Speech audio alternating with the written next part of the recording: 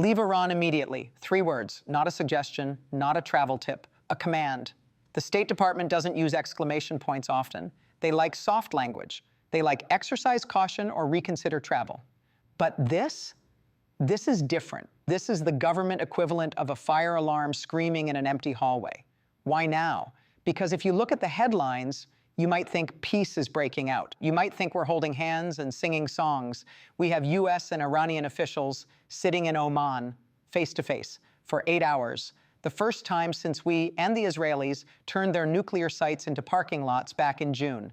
Jennifer Griffin from the Pentagon calls it a good start. A good start? Really? Let's be real. In the world of high-stakes poker, a good start usually means nobody flipped the table yet. But look at what happened outside that room in Oman. While the diplomats were sipping tea and talking about nuclear containment, the Iranian Revolutionary Guard Corps, the IRGC, sent 40 fast boats swarming into the Strait of Hormuz. 40. That's not a patrol, that's a wolf pack. That is a message, and the message is simple. You talk, we bite. See, the media wants you to focus on the guys in suits.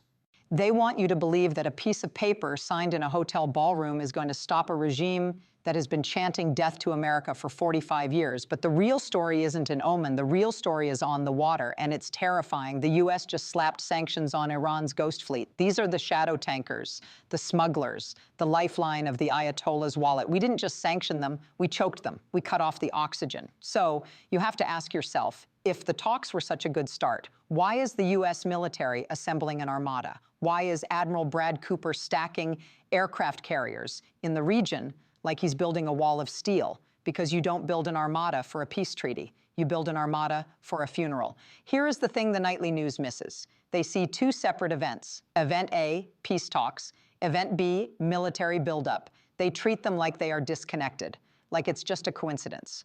Wrong. It is the same strategy. It's the classic velvet glove iron fist.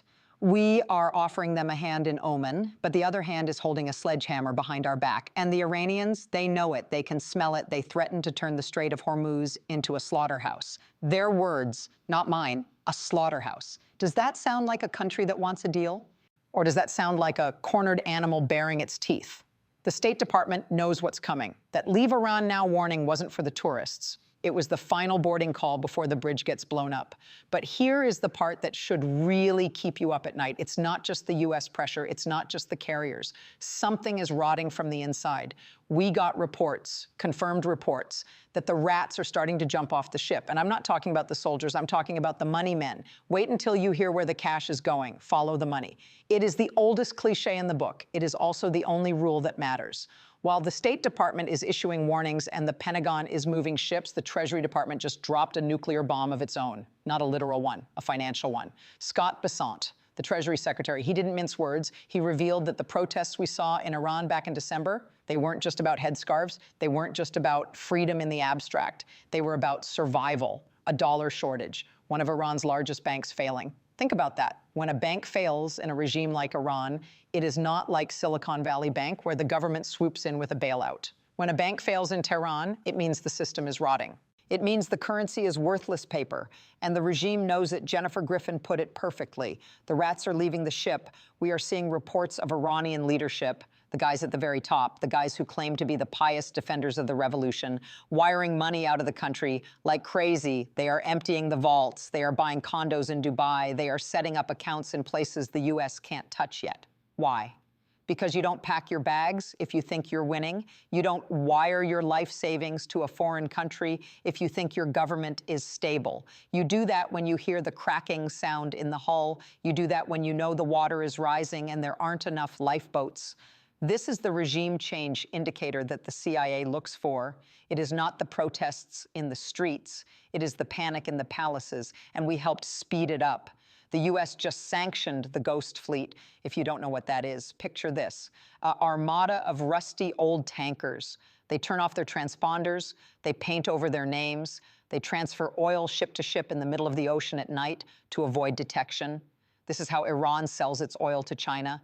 This is how they fund Hezbollah. This is how they pay the Basij to beat protesters. We just targeted that fleet. We slapped sanctions on the smugglers. We cut the artery. So now Iran is bleeding out. They have no dollars. Their banks are collapsing.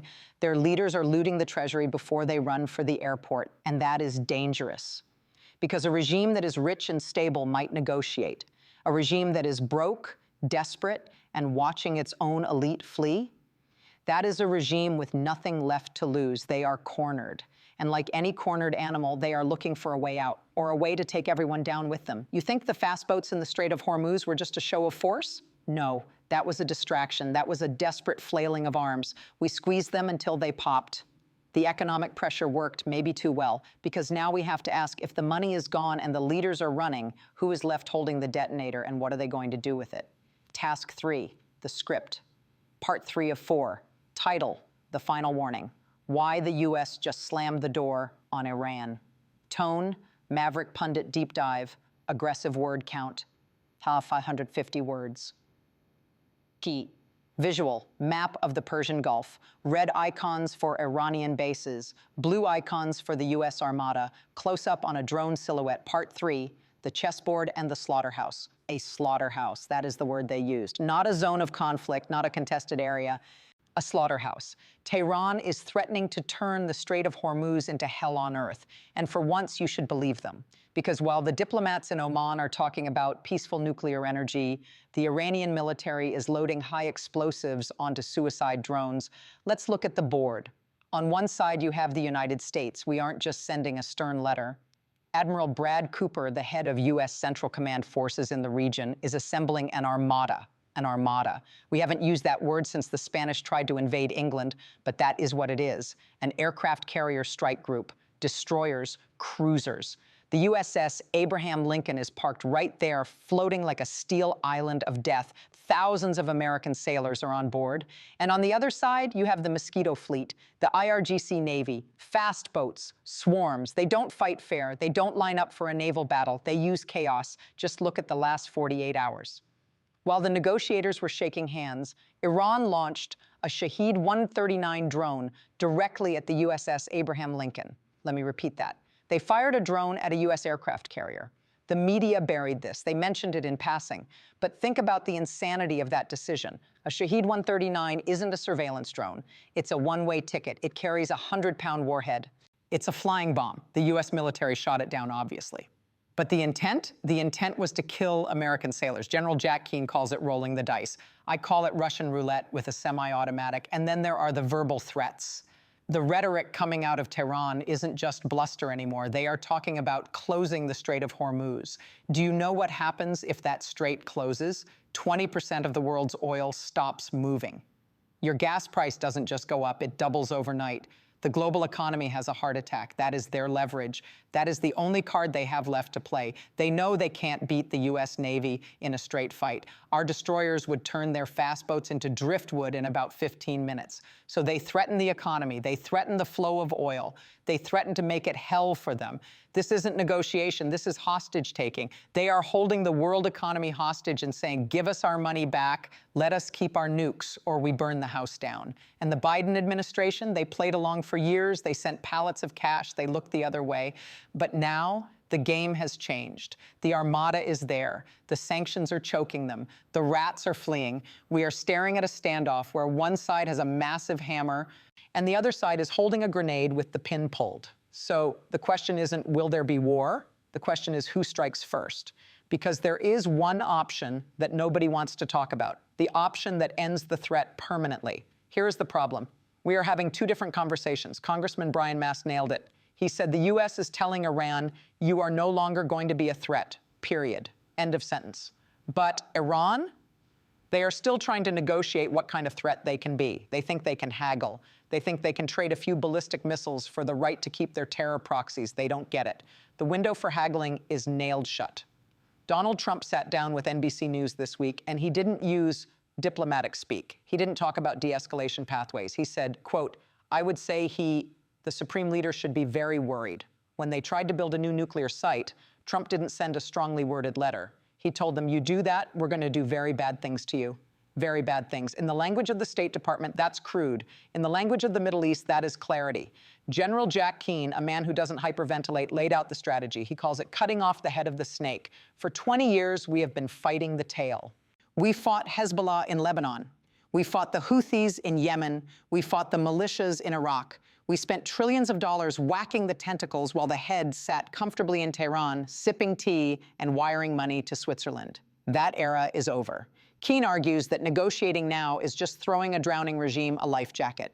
Why save them? Why give them sanctions relief when their banks are failing and their own people are starving?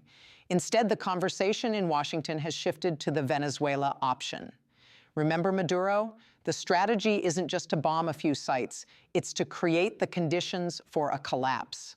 A day one scenario where the sun rises on a Tehran without the mullahs. And here is the kicker, the terrifying variable that nobody in the Iranian government wants to admit. Intelligence. We aren't just guessing anymore. As one analyst put it, the Mossad probably knows exactly where the Ayatollah is, and they would say, he's with us. Think about the psychological weight of that. You are the supreme leader. You are paranoid. You know, the Israelis killed Haniya in a guest house in Tehran. You know, they blew up pagers in the pockets of Hezbollah fighters. And now there is an American armada off your coast and your bank account is frozen. Do you sleep? Can you trust your own guards? The U.S. State Department said, leave Iran now. It is the grimmest warning they can issue. But maybe, just maybe, the warning isn't really for the American citizens. Maybe it's a message to the regime, leave now, while you still can, because the ships are in position, the economy is dead, and the head of the snake is exposed. Goodbye.